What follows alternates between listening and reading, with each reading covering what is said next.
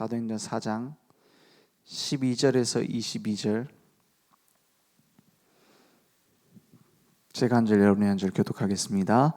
다른 이로서는 구원을 받을 수 없나니 천하 사람 중에 구원을 받을 만한 다른 이름을 우리에게 주신 일이 없음이라 하였더라. 그들이 베드로와 요한이 담대하게 말함을 보고 그들을 본래 학문 없는 범인으로 알았다가 이상히 여기며 또 전에 예수와 함께 있던 줄도 알고 또 병 나은 사람이 그들과 함께 서 있는 것을 보고 비난할 말이 없는지라. 명하여 공회에서 나가라 하고 서로 의논하여 이르되 이 사람들을 어떻게 할까? 그들로 말미암아 유명한 표적 나타난 것이 예루살렘에 사는 모든 사람에게 알려졌으니 우리도 부인할 수 없는지라. 이것이 민간에 더 퍼지지 못하게 그들을 위협하여 이후에는 이 이름으로 아무에게도 말하지 말게 하자 하고 그들을 불러 경고하여 도무지 예수의 이름으로 말하지도 말고 가르치지도 말라 하니. 베드로와 요한이 대답하여 이르되 하나님 앞에서 너희의 말을 듣는 것이 하나님의 말씀을 듣는 것보다 옳은가 판단하라. 우리는 보고 들은 것을 말하지 아니할 수 없다 하니. 관리들이 백성들 때문에 그들을 어떻게 처벌할지 방법을 찾지 못하고 다시 위협하여 놓아 주었으니 이는 모든 사람이 그 된 일을 보고 하나님께 영광을 돌림이라. 22절 함께 읽겠습니다. 이 표적으로 병 나은 사람은 40여 세나 되었더라. 아멘. 지금 종교 교권 가지고 지금 하는 말을 보세요. 지금 40여 년 동안에 고통받던 이 사람이 나은 것에 관심이 없습니다. 그 일어난 표적으로 인해서 일어날 문제들만 생각하고 있어요. 그래서 결국에는 계속 나 중심으로, 물질 중심으로, 성공 중심으로 모든 걸 보는 겁니다. 그래서 진짜 하나님이 앞에서 증거를 보여주고 부인할 수 없는 상황인데도 끝까지 그 강팍한 마음을 돌이키질 않아요. 이 모습이 지금 교회가 개혁되어야 되는 중요한 모습입니다. 복음이 증거되는데 복음이 막 능력으로 나타나는데도 인정하질 않아요. 왜냐? 내 밥그릇 때문에. 그래서 우리는 낙심하지 말아야 될 것이 반드시 증거가 나타나고 반드시 예수는 그리스도라는 복음을 증거될 때 하나님이 숨겨두신 남은 자가 있어요. 모든 곳에 모든 사람이 다 따라오느냐? 아닙니다. 하나님이 숨겨두신 남은 자가 있어요. 밭에다가 씨를 뿌리면 열매를 맺어요. 옥토밭에 떨어지면 열매를 맺어요. 30배, 60배, 100배 맺죠. 길가에 떨어지면 버려집니다. 가시밭에 떨어지면 열매를 맺기 전에 죽어버려요. 자라다가 그 가시밭의 그 기운에 눌려가지고 자라나질 못해요. 돌짝밭에 떨어지면 처음엔 기쁨으로 딱 봤지만 뿌리 내리지 못해서 죽어요. 옥토밭에 떨어지면 30배, 60배, 100배를 맺어요. 그래서 우리는 씨를 뿌리는 것이지 내가 막 뭘 만들고 내가 막 열심히 변화시키고 아닙니다. 하나님이 기경하시고 하나님이 거기서 열매를 맺게 하세요. 그게 우리의 삶의 중요한 응답입니다. 그래서 오늘 보니까 유일한 복음, 완전한 복음, 다른 이로서는 구원을 받을 수 없나니 천하 사람 중에 구원받을 만한 다른 이름을 주신 일이 없음이라 이렇게 증거하니까는 13절에 뭐라 합니까? 그들이 베드로와 요한이 담대하게 말함을 보고 이랬어요. 그죠? 말씀이 생각나게 하리라. 평안을 너에게 끼치노니 곧 나의 평안을 너에게 주노라 했어요. 말씀을 가진 자에게 예수 이름을 증거하는 자에게 평안을 주는데 어떤 평안이에요? 담대하게 말할 수 있는 힘을 주신다. 그래서 내가 생각나는 대로 말하는 게 아니라 성령이 깨닫게 하신 대로 말한 거예요. 담대하게 말함을 보고 그들은 본래 학문 없는 특별히 막 철학을 가지고 신념을 가지고 있는 사람들이 아니었어요. 겁주면은 겁먹고 이런 사람이었어요. 범인으로 알다가 범인이 뭐 그 범죄자 말하는 게 아니라 범상한 사람, 그냥 평범한 사람인 줄 알다가 이상하게 여기고 또 전에 예수와 함께 있던 줄도 알고 또 14절에 보니까 병 나은 사람이 그들과 함께 서 있는 것을 보고 뭐 할 말이 없어요? 비난할 말이 없어요. 병자 고친 건데 뭐 반란 일으키자 이런 것도 아니고 성전 미문에 그 모든 사람들이 보고 있는 알고 있는 안진뱅이 뭐 속임수 할 것도 없어요. 계속 앉아있던 사람이에요. 그 사람을 위해서 옮겨주기도 했어요. 사람들이 은거금을 주기도 했어요. 근데 그 사람이 서 있어요. 그러니까 비난할 말이 없는 거예요. 이게 치유사역의 중요한 문이 열린 겁니다. 그래서 치유하는 것은 누가 욕할 것도 없어요. 그런데 공회에서 나가라 하고 서로 의논하여 이르되 수많은 증거들 앞에 두고도 수근수근 되는 거예요. 이 교권이 그래서 무섭습니다. 자기 그 교권 하고 있는 자기 자신도 죽어요. 그래서 이 사람들을 어떻게 할까? 그들로 말미암아 유명한 표적 나타난 것이 이랬어요. 그래서 막 유명하고 대단하고 저희 막 커질 것 같고 저 사람 막 많은 여론들이 거기 따라갈 것 같고 정치에만 관심이 있습니다. 그렇잖아요. 교회가 그러면 되겠습니까? 세상 정치야 당연히 뭐 그렇겠죠. 표 따라가겠죠. 그런데 교회가 그러면 되겠어요? 막 여론 따라가고 그래서 그 사람들이 오직 그리스도 이런 얘기하면 싫어한다. 맞는 말입니다. 그런데 진리와 비진리 중요한 결정의 시간에서 비진리를 선택하고 인기를 선택하면 안 됩니다. 그죠? 막 무슨 우리나라의 위인들이 천국 갔냐 지옥 갔냐 이런 문제를 두고 막 두루뭉실하게 얘기를 해요. 왜냐? 잘못 건드렸다가는 벌집 쑤시는 것처럼 이제 혼나거든. 그렇지 않겠습니까? 우리나라 뭐 예수 믿은 지 얼마나 됐다고 그런 위인들을 뭐 지옥 갔다고 하냐 이런 식으로 비난해요. 그죠? 진리 비진리 앞에서는 양보할 수 없습니다. 왜냐? 그리스도 유일성. 지금까지 그리스도의 일을 하신 분이 한 분이기 때문에 우리는 오직 예수 믿는 거예요. 그 예수가 뭐 서양 종교고 우리나라는 뭐 오래된 전통이 있고 오랫동안 시달렸습니다. 오랫동안 우상 숭배했어요. 그래서 지금 전 세계는 정신병으로 전쟁으로 몸부림치고 있습니다. 또 이스라엘 사실은 실제적으로는 전쟁이 났습니다. 그래서 뭐 지금 뭐 국제 유가도 뭐 오른다고 하고 뭐 우리에게도 영향이 있죠. 근데 그 정도가 아닙니다. 오래된 문제예요. 그 종교 전쟁. 종교라는 것을 앞에다 내세웠지만 사실은 그 속에는 민족주의 가득 찼습니다. 전 세계에 가장 큰 문제 일으킨 사람들이 붙잡았던 게 민족주의입니다. 우리 민족. 저 히틀러 같은 사람. 저 러시아 지금 전쟁하는 거 민족주의입니다. 우리나라 남북한 전쟁 민족주의입니다.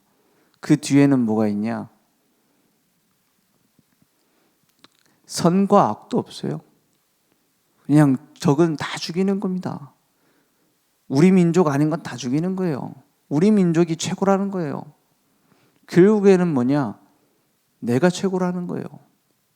창세기 3장입니다. 내가 하나님처럼 되겠다는 건 내가 기준 되겠다는 거예요.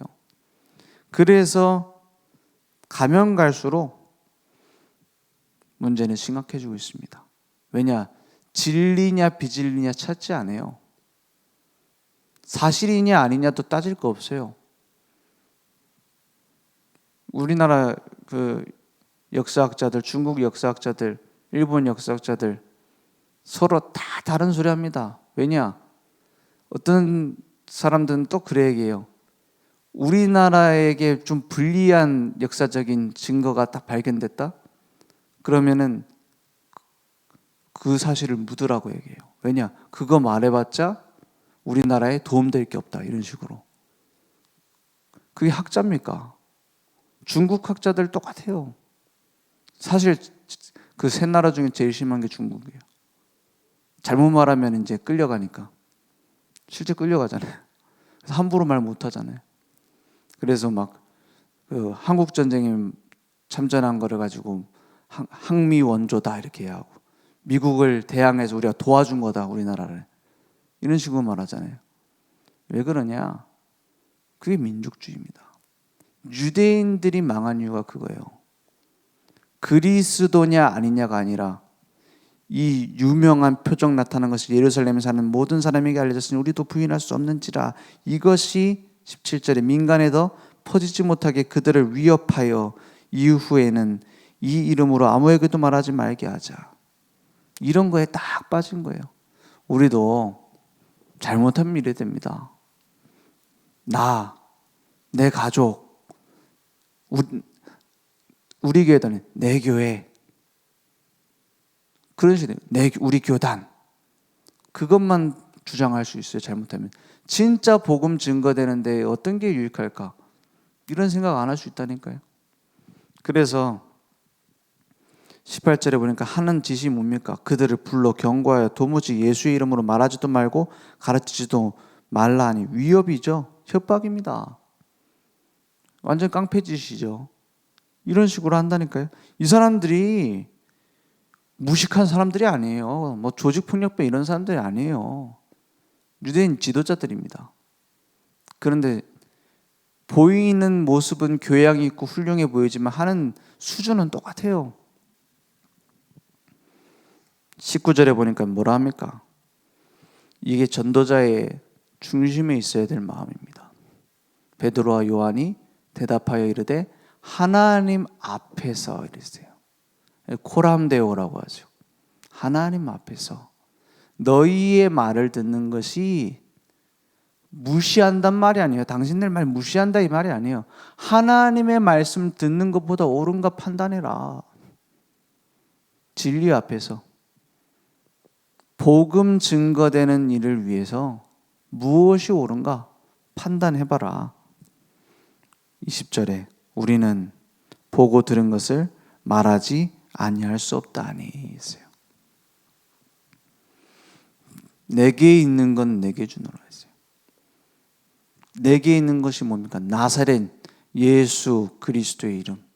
내게 이 복음이 있다면, 우리가 보고 들은 것이 확실하다면, 어쩌다 누구한테 전해 들은 게 아니라 복음에 대한 확실한 답이 내게 있다면 증거될 수밖에 없습니다. 그러니까 어떻게 처벌할지 방법을 찾지 못하고 다시 위협하여 놓아주었으니 이런 짓밖에 못해요. 그래서 우리는 판단할 기준이 어디 있느냐? 하나님 앞에서. 하나님 앞에서입니다. 이건 고집 부린단 말이 아니에요. 진짜 하나님이 원하시는 게 뭐겠습니까? 하나님 앞에서라는 말을 잘못 이용하는 사람도 많아요. 막 이상한 짓 저질러 놓고 하나님 앞에서 막 나를 따르라 막 교회에 막 휘저어 놓고 내가 하나님이 시켜서. 진짜 진실되게 보세요. 하나님 앞에서 보면 우리가 뭘 그렇게 하나님께 했습니까? 하나님 위해서 했습니까? 양심대로 진짜 보세요. 억만 죄인인 우리를 구원하셔서 하나님의 자녀 삼으셔서 이제는 이 복음을 증거하는 일을 하게 하시는데 내가 주님을 위해서 뭘 했습니까? 사실은 한 게 없어요. 내가 교회를 위해서 뭘 했습니까? 우리가 은혜를 받은 자라면 그런 게 보이지 않아요. 그런 기억도 안 나야 돼요. 안 나야 된다면 안 날 수밖에 없어요. 왜냐? 구원받았는데요. 하나님의 자녀가 됐는데요. 심지어는 이 복음을 증거하는 최고의 축복된 자리에 우리를 부르셨는데요. 그래서 내가 뭘 이렇게 했었고 내가 응답을 받았고 거기서 제일 많이 나온 단어가 뭡니까? 내가. 사단이 제일 좋아하는 말, 내가. 그렇잖아요. 하나님이로 바뀌어야 돼요. 하나님이 우리를 구원하셔서 하나님의 계획을 이루시고 하나님의 뜻을 만들어 우리에게 성취하시고 그러면 가면 갈수록 할 말 없어요. 오늘 구원받은 감사가 있는 사람은 수준이 다릅니다. 예를 들어서 제가 어느 날 우리 사모님한테 가가지고 사모님 제가 중요하게 할 말이 있습니다. 그래 무슨 말인지 해볼래? 진짜 이거 꼭 중요하게 들으시고 내게 꼭 해주셔야 됩니다. 그럼 뭔데요? 사모님 200원만 꺼주십시오. 이러면 어떻겠습니까? 200원이 문제가 아니에요. 이 부목사가 정신이 이상해졌나? 이럴 거 아닙니까? 그래 막 200원 주니까는 막 감사합니다 막 절을 하면서 받아. 분명히 걱정될 거예요. 뭔 걱정이요? 좀 약간 요즘 좀 새벽기도 계속 나오더니 정신이 이상해졌나? 그럴 겁니다. 잠을 덜 잤나? 이럴 겁니다. 그게 뭐냐? 내가 무엇으로 감사하냐가 내 수준이에요. 우리 아이들이 와서 사탕 하나 사달라 해야죠. 내가 사탕 딱 사줬다. 너무 고마워요 목사님 이러겠죠. 근데 제가 가고 막 사탕 준다고 감사합니다 막 내 평생 잊지 않겠습니다 이 은혜를. 좀 이상하잖아요. 그렇지 않습니까? 내가 무엇으로 감사한지가 내 영적인 수준입니다. 하나님 내 이거 축복해 주셔서 너무 고맙습니다. 내 그 빚진 거 갚게 해 주셔서 감사합니다. 그게 내 수준이요. 그죠? 전도자들은 무엇으로 감사했습니까? 하나님이 지금 나와 함께 하셔서 감사하다. 억만 죄인인 공고한 자인 내가 구원받아 감사하다. 나중에 뭐라고 해요? 내가 이 복음을 증거하는 자리에 있게 해주셔서 감사하다. 그 정도 아닙니다. 복음 때문에 고난받는 걸로 내가 감사합니다. 그랬어요. 사단이 못 막아요. 그죠? 구원의 망대, 구원의 가치를 아느냐는 거예요. 구원의 내용을 정확하게 알고 구원의 비밀을 누릴수록 감사는 더 커지게 돼 있어요. 그러니까 이제는 기도의 망대가 내게 딱 세워지는 겁니다. 하나님과 통하는 내 기도가 내 수준, 내 기준을 넘어서는 기도가 된다 이 말이에요. 그죠? 하나님 앞에서의 기도. 그래서 성령이 충만하여 말했잖아요. 31절에도 보니까 뭐랍니까? 막 이렇게 기도를 했어요. 앞에 보니까 함께 한 마음으로 함께 기도했어요. 원팀이 돼가지고 24절에 먼저 보면은 그들이 듣고 이 소식을 듣고 한 마음으로 하나님께 소리를 높여 이르되 같이 기도했다 이 말이에요. 함께 한 마음이 됐어요. 성령 충만 받으면 한 팀이 됩니다. 31절에 보니까 빌기를 다음에 모인 곳이 진동하더니 무리가 다 성령이 충만하여 뭐 해서요? 성령 충만하면 꼭 이 길로 간다고 했죠? 그렇지 않습니까? 성령이 충만하면 막 뭔가 막 뜨거워지고 막 전기가 오고 그럴 수도 있지만 결국에 한 길로 가게 됩니다. 부자가 되기도 하고 치유되기도 하고 그렇지만 한 길로 갑니다. 담대히 하나님의 말씀을 전하니라 했어요. 오직 성령이 너에게 임하시면 너희가 권능 받고 땅 끝까지 내 증인이 되리라. 이 길로 다 가게 됩니다. 반대로 말하면 증인되는 데로 향하지 않는 것은 성령 충만이 아닙니다. 그렇게 말할 수도 있어요. 그죠? 그 성경에는 항상 그랬기 때문에. 그죠? 그래서 전도의 망대가 내게 딱 세워지는 겁니다. 올바른 복음을 가지고 올바른 기도를 하면 올바른 능력이 나타나는데 그것은 반드시 증인이 되어지는 전도의 망대가 세워지는 대로 가요. 그게 성경의 중요한 원리 아닙니까? 그래서 전도 선교의 망대가 내게 딱 세워지는 겁니다. 그래서 우리의 인생에 블루오션이 준비되어 있어요. 블루오션이 뭐죠? 아무도 안 가는 곳. 왜 사업해도 혼자 치킨집 하면은 잘 되잖아요. 근데 막 치킨집이 10개 생겼다? 경쟁해야 돼요. 그러면 우리의 블루오션이라는 것은 아무도 하지 않는 걸 하는 거예요.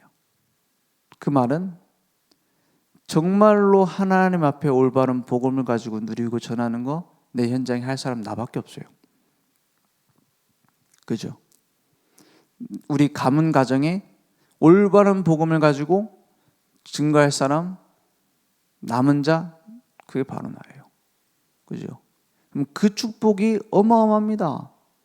예를 들어서 노아 시대 때 다 휩쓸려 가니까는 전부 다 노아 거잖아요. 그 축복을 놓치면 안 돼요. 그 땅 가지고 물건 뭡니까? 이 자원을 가지고 있다는 게 블루오션이란 말이 아니에요. 올바른 복음을 증거할 사람이 나밖에 없어요. 그래서 모든 것, 안 되는 것,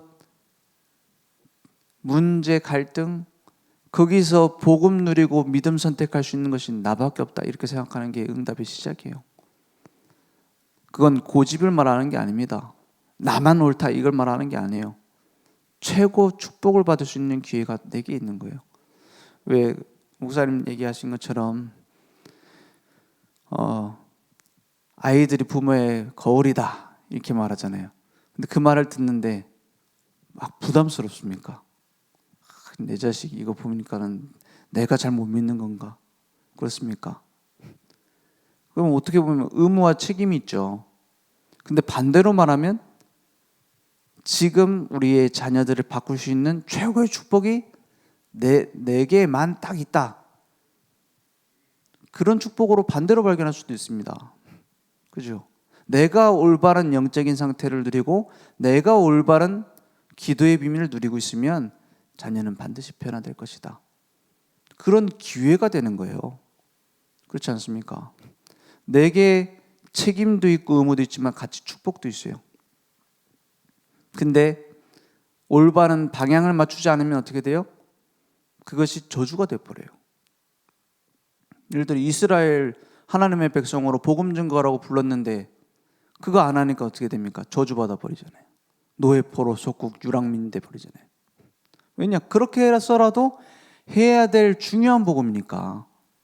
그렇지 않습니까? 차라리 저희 불신자들은 뭐 자기 마음대로 막 열심히 했다가 막 망하기도 하고 그건 자기 손에 달렸다고 말하기도 하잖아요. 복음 안 전한다고 막 망하진 않잖아요. 근데 반대로 최고의 축복이에요. 이스라엘이 올바른 복음 증거할 때 하나님은 최고 축복을 내리셨어요.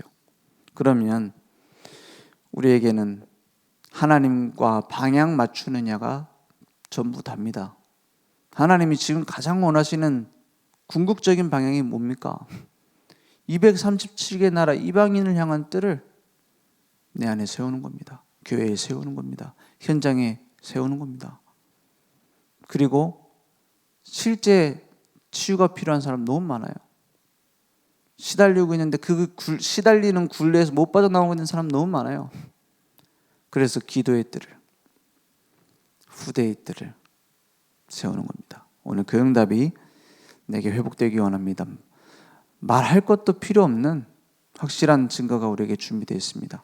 그 축복이 내게 확인되기 원합니다. 기도하겠습니다. 하나님 감사합니다. 오늘도 올바른 복음 가진 자에게 올바른 능력으로 역사하심 믿습니다. 우리의 오래된 틀이 치유되어지고 새 틀이 갖춰질 수 있도록 역사해 주옵소서. 옛 틀이 완전히 무너지고 새 틀이 갖춰져 이제는 구원의 망대, 기도의 망대, 전도 선교의 망대가 우리의 삶에 세워질 수 있도록 역사해 주옵소서.